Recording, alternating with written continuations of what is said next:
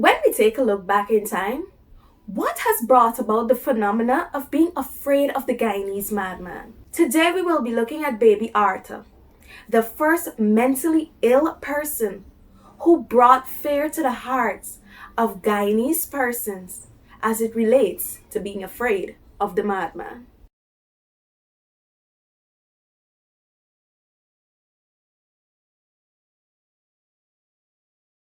So the story we'll be looking at today took place during the December festivities. Now, when it's Christmas time, we know that from December the 1st, that's when all the excitement begins. Everybody's getting what they need to get for their houses so that when Christmas morning comes, there's so much festivity, there's so much happiness in the home that nothing can overshadow that joy and that happiness.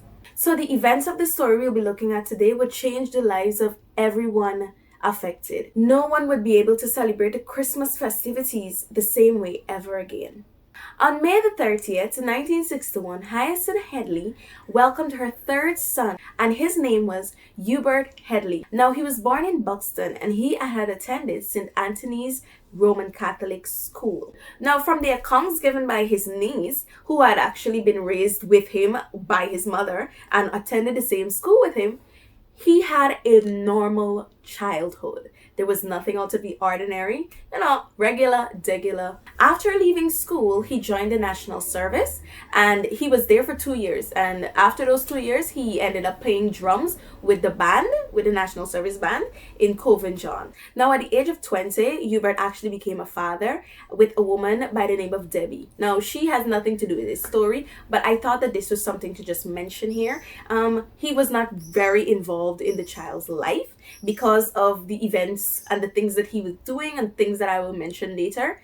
He had no say in the raising of this child. So we know that for a lot of people, when there's no structure in their life, they tend to go down the wrong path. And this is exactly what happened to Hubert. Now, after he left playing in the drums for the National Service, he had no structure. There was nothing that he was doing, and he eventually got caught up in doing drugs, and that was what he spent his days doing, just smoking, doing marijuana and using crack. And this is said to have led to the decay of his mental health. Now, sometime between the years of 1983 and 1984, when Hubert was 22, 23, he started showing signs of decayed mental health. His mother was really trying to help him with when she saw that his mental health was decaying, so she committed him to the ward, to the psychiatric ward in the Georgetown Public Hospital. Now, the signs of his decayed mental health was that he actually started acting like a baby, and that's how he got the name Baby Arthur. His brothers would have to bathe him because he was now unable to bathe himself, and things got even so extreme where he was threatening to rape his mother. So these are things that led to them believing that, something was wrong with him. So that's why they decided to commit him to the observation ward of the hospital. But his stay at this ward would not last long, because it was only after 2 weeks that he escaped and made his way back home to his mother. After escaping, his mental health just continued to decline because he continued to use substances. And for years, he would harass the villagers of Buxton, of Friendship. He would just be harassing everybody, especially his mother. He continued to threaten her, to rape her, and he threatened to kill her also.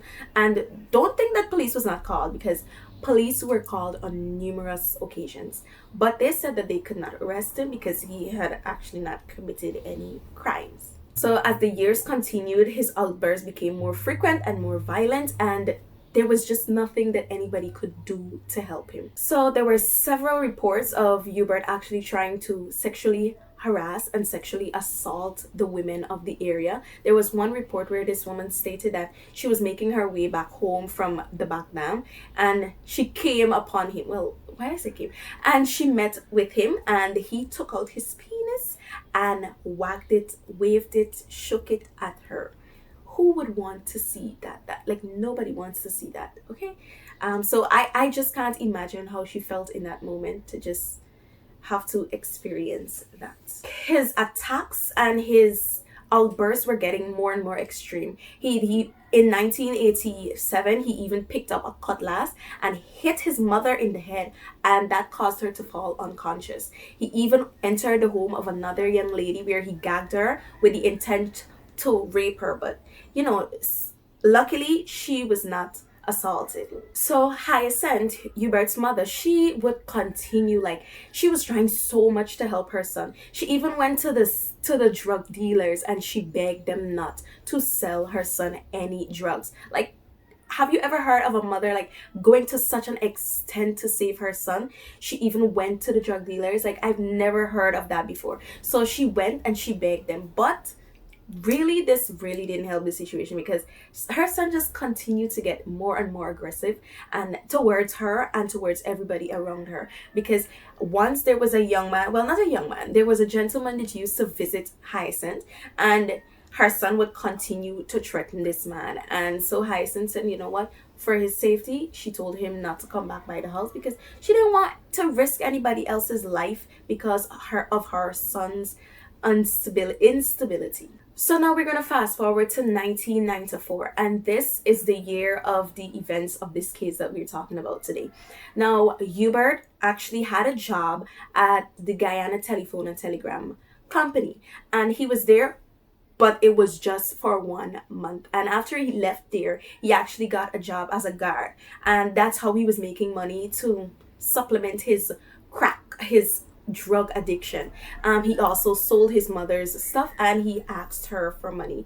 He would also climb coconut trees, pick coconuts, and sell coconuts, and this was the way that he got money. So all of these things he was doing to try and get money to get his fix. So like many of us, Hubert, he actually kept journals, and in his journal entries, they were kind of weird, but he would usually only write in them when he was in his drug-induced phase. So some things that he actually wrote in the book was, I got Jesus on my mind, who you think would be coming, and worry murder burbies, you rum shop. I have no idea what any of these things mean. I cannot interpret it, but you can just know that these are some of the things that he had wrote in his journal. And also on the bottom of the page in the Bible, he wrote the word homicide. He didn't spell it correctly, but it was the word homicide. In November 1994, this was just a few weeks prior to the events of this case, Hyacinth and the 3 children that were living with her had to go and spend the night with her daughter-in-law because she was so afraid of her son that night. He was walking around the house with his shorts and an erect penis, and she just did not like how he was looking. She was just so afraid of him. She didn't know what he would have done to her that night, and so she just did not feel safe. So she begged her daughter-in-law to spend the night there with her, and so that's where she spent the night. And I don't know what Hubert did during that night, but he was in the house by himself, and we don't know what could have happened that night if she had remained there with those 3 children. So while I was going through this case, what I kept seeing is that Hubert really has a problem with his mother. Like, he really does hate her, and it's like we have no idea what their relationship was like, because we don't have like much reports, but as the niece said, it was he had a normal childhood. So I have no idea what could have caused him to have this hatred towards his mother. But when we go ahead with this, as we continue with this story, you're gonna see he has a very strong hatred towards his mother for some reason. So we are now to the day of the events of this case, and this is December the 9th, 1994. It was late in the afternoon, and all the school children are already home from school because it was the last day of school. You know what you get, last day school party. Everybody would leave early because after you finish it, they didn't really get much to do, so you go home. So all of the children were safely in their homes, and we gotta thank God for that. So we're not very sure on the order of how these victims were killed, because there was no one person who saw everything that happened. I will tell you their names, their ages, and how they met their demise. So from reports, the weapon that baby Arthur used, so from now I'm going to refer to him as baby Arthur because that's what he is known as when we talk about his story. So his weapon of choice was a cutlass, and these attacks lasted only 20 minutes. Like, that is such a short period of time when you're talking about committing murders. It is such a short period of time, and this was around 5 p.m. on December the 9th. So let's say it lasted from 5 to 5:20. That is such a short time, and you're gonna see how much death he left behind him. So the first person that was attacked actually did not die, and he was so lucky. Now, this was a young man, but he was just making his way home, and baby Arthur snatched him and tried to impale him on a fence. But this boy fought his way out. He was fighting for his life, and he ended up getting away. He escaped, but he did injure his finger and he did get stitches. So he is one of the only persons who actually survived the attack from baby Arthur. After attacking this young boy, he got a bicycle and he rode to the train line, and it is when he got there that he actually stole a cutlass from a man by the name of Yam, who was actually selling coconuts. So this is where he got his weapon. He stole it from someone. So the first person to meet their demise was Dennis Joseph, and he was 44 years old, and he was a father of 6, and he had a wife, and they were all in Canada. He was expected to leave to go to Canada just weeks after this attack. Like, this is so sad. His wife and his children were just waiting for him, and he had just gotten his visa. But before he can even go and see his family, he was tragically killed. He was sitting on the bridge that linked Buxton and Friendship, and he was just unexpectedly killed. Like, he did not see baby Arthur coming or anything. He was just sitting there, and just like that, he was decapitated. The next victim to meet their demise was a young man by the name of Sean Sullivan, and he was only 18 years old. Now, Sean had actually left home to go with his cousin to chase some cows. You know, things that young boys do. At the time of the attack, Sean was wearing a long boots, and this would be what would contribute to his demise. Because it was when he was trying to run away from baby Arthur, that's when he tripped and fell. And he got up so fast and he continued to try to escape. So he tried to escape baby Arthur by jumping into the trench, and he thought that this would stop him from running behind him. But baby Arthur was such a deranged maniac that he jumped in the trench behind Sean, and he chopped and ended his life. Our next victim was Maude Hatton, and she was 52 years old. Now, earlier in the day, she visited her sister, and her sister had given her some money to buy kerosene. So she went home, and she had actually left now to go back and purchase the kerosene. And this was when she was attacked by baby Arthur. Her daughter witnessed the entire thing. Her daughter said that when baby Arthur saw her, he jumped off of his bicycle and he hit Maude once in the head, and she fell to the ground. Now, she did not die instantly, and it was then that baby Arthur actually left to go and attack the next victim. Now, after he had attacked Maude, a neighbor saw what happened, and she ran out to try and keep Maude alive, like try to tend to her wounds. But it was not long after that baby Arthur actually came back. And remember, Maude was not dead. So when she saw baby Arthur coming back, she was like, "What happened to you? Why would you attack me? What is wrong with you?" And his words were, "Wait, you ain't dead yet?" And he went and he cut her throat and ended her life. The next victim was 7-year-old Melissa Valentine, or France. It depends on where you get the report, but some say Valentine, some say France. And she was actually on her way to the shop to buy some cigarettes for her father when she was attacked by baby Arthur. She saw him running towards her, and that girl ran. She ran for her life, and she was screaming, begging anyone to help her. And there was an elderly woman on her veranda who actually heard her her screams, looked out and saw baby Arthur running behind this girl. This elderly woman continued to scream. She was screaming, telling him to stop, stop, don't attack this girl. But he didn't care. He even, while running, he even fell. But this did not stop him. He continued to run behind Melissa. And Melissa ran to the gate of this woman, but the gate was locked, so she could not get in. And baby Arthur eventually caught up with her and took her life. The next victim was 2-year-old Semple Peters. He was in his yard playing when baby Arthur jumped the fence and chopped him, and he ran to his door to try and escape baby Arthur, but it was when he got to his door that he collapsed dead. So at the time the parents were not at home, Semple was at home with his 3 other siblings. And originally the reports given by his siblings was that when he fell by the door, his older brother Jermaine pulled him in, while his younger brother, who was 1 at the time, pushed the door closed and locked this killer out. But it was not until years later that the truth would come out as to how Semple actually died. Semple's 9-year-old sister Candice would relay later that the truth was, when the attacks were going on, herself and her 6-year-old brother Jermaine ran out to see what was happening, and they left their 2 younger siblings at home alone in the house. And apparently they left the door open. Their younger brother Semple got out, and that was when he was attacked under the mango tree. And it was when they got back to the house they found the door closed, and what they're assuming is that their 1-year-old brother actually closed the door and saved himself.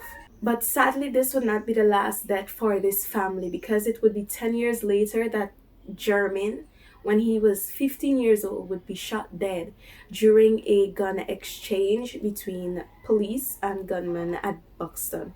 So my sympathy, my heart goes out to that family who has suffered so much loss. So the last victim of baby Arthur would be the person that brought him into this world and spent years being abused by him, and that would be his mother, Hyacinth Arthur. At the time of the attacks, his 9-year-old niece, Eileen Barrett, was living with them. So after leaving the neighboring yard, he jumped the fence and entered his own yard, the yard that he grew up in. And he grabbed his niece and he brandished the cutlass at the back of her neck, and he slowly rubbed it across her braids and cut out her braids. And it even left a mark at the back of her neck. So Eileen began screaming, and this garnered the attention of her aunt Hyacinth, who had just finished taking a bath. So she was wrapped in her towel when she came out to see what all the commotion was about. And when her son saw her, he dropped Eileen and he turned his attention to his mother. As soon as he saw his mother, he ran to her and he started attacking her with the cutlass. And for a split second, she was able to escape. But that would not last long, because he caught up to her at the fence, and that was where he ended her life. Now just imagine the fear she had in her eyes as she looked at the son that she brought into this world as he took her out of it. Now, it was even reported that prior to committing this massacre, baby Arthur would walk around saying 10 to 1 is murder, 10 to 1 is murder. Like, I don't know what this means, but it really did sound like some kind of prophecy as to what he would end up doing. So he did try to attack one more house, but that would be in vain, because at the time a young man by the name of Dion was at home, and he was at home with his mother and his other siblings, and he armed himself with a cutlass to protect his family. It was at this time that he would take his final victim, and that would be a dog that belonged to the neighboring yard, who ran to try and protect all the persons that were being attacked. And with one swoop, baby Arthur decapitated this dog. And this was the time when the police finally arrived.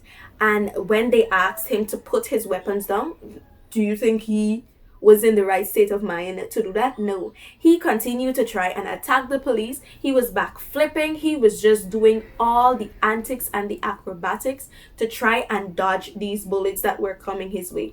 But he was eventually shot dead right there in Friendship, where the entire massacre occurred.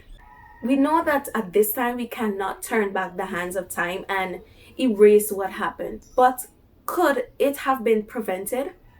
According to neighbors, Hyacinth had actually called the police the morning of the massacre. The morning.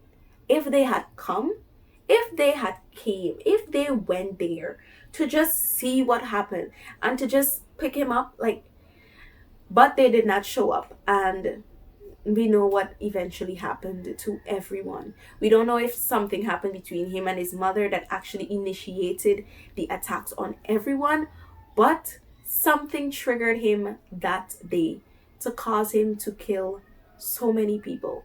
With all of the police reports that were made, they could have at least showed up once, but they did not. It was not until 6 persons lost their lives that they finally came and did something. But who is to be blamed? The police? Hyacinth? The drugs? There is only one person who can be blamed for claiming the life of 6 innocent people, and that was Hubert Headley, baby Arthur. It has been 27 years since that horrible day in Buxton and Friendship. 6 lives were lost. No one knew how much that event would alter the outlook of the Guyanese people on the Buxton village. Let us remember the victims of that fateful day. Hyacinth Arthur, Dennis Joseph, Sean Sullivan, Melissa Valentine France, Maude Hatton, and Semple Peters. May they rest in peace.